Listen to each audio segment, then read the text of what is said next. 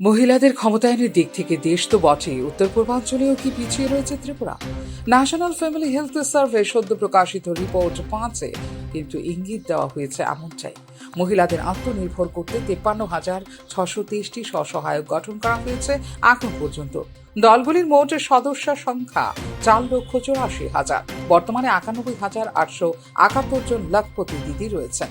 স্বসহায়ক দলগুলি 3,87,000 সদস্য প্রধানমন্ত্রী সুরক্ষা বিমা যোজনা এবং 3,14,000 সদস্য প্রধানমন্ত্রী জীবন জ্যোতি বিমা যোজনার সুফল পাচ্ছেন।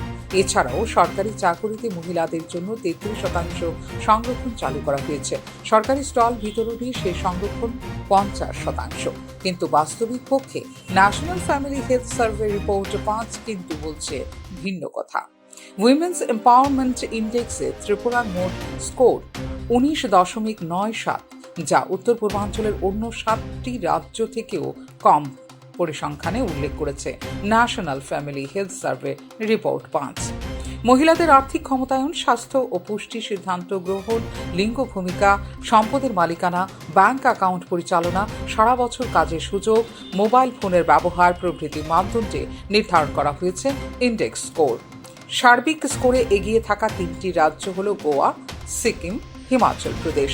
পৃথক পৃথক বিশ্লেষণে আর্থিক ক্ষমতায়নের ক্ষেত্রে সবচেয়ে এগিয়ে থাকা 3টি রাজ্য কর্ণাটক, সিকিম ও অরুণাচল প্রদেশ। সিদ্ধান্ত গ্রহণের ক্ষেত্রে প্রথম দিকে রয়েছে নাগাল্যান্ড, মিজোরাম ও গোয়া। স্বাস্থ্য ও পুষ্টির ক্ষেত্রে প্রথম সারিতে রয়েছে গোয়া, সিকিম, উত্তরাখণ্ড। লিঙ্গ ভূমিকার ক্ষেত্রে এগিয়ে থাকা প্রথম 3টি রাজ্য হল হিমাচল প্রদেশ, নাগাল্যান্ড ও গোয়া। উইমেন্স এম্পাওয়ারমেন্ট ইন্ডেক্সে ত্রিপুরার মোট স্কোর 19.97।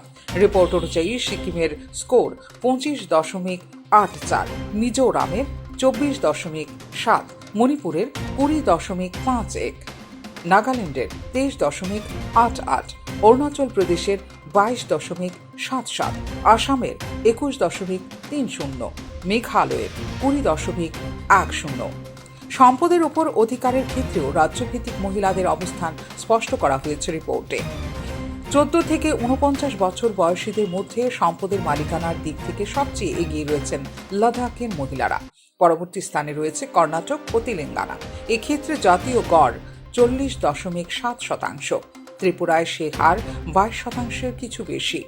এককভাবে ব্যাংক অ্যাকাউন্ট পরিচালনার ক্ষেত্রেও জাতীয় গড়ের চাইতে কয়েক যোজন পিছিয়ে ত্রিপুরা। এক্ষেত্রে জাতীয় গড় যেখানে 75%, ত্রিপুরার গড় মাত্র 30%-এর কাছাকাছি। অর্থাৎ মহিলাদের ক্ষমতায়নের প্রকৃত বাস্তবায়ন এখনও যে অধরা তা কিন্তু মোটামুটি স্পষ্ট ন্যাশনাল ফ্যামিলি হেলথ সার্ভে রিপোর্টে। ফিউরো রিপোর্ট, নিউজ নাও।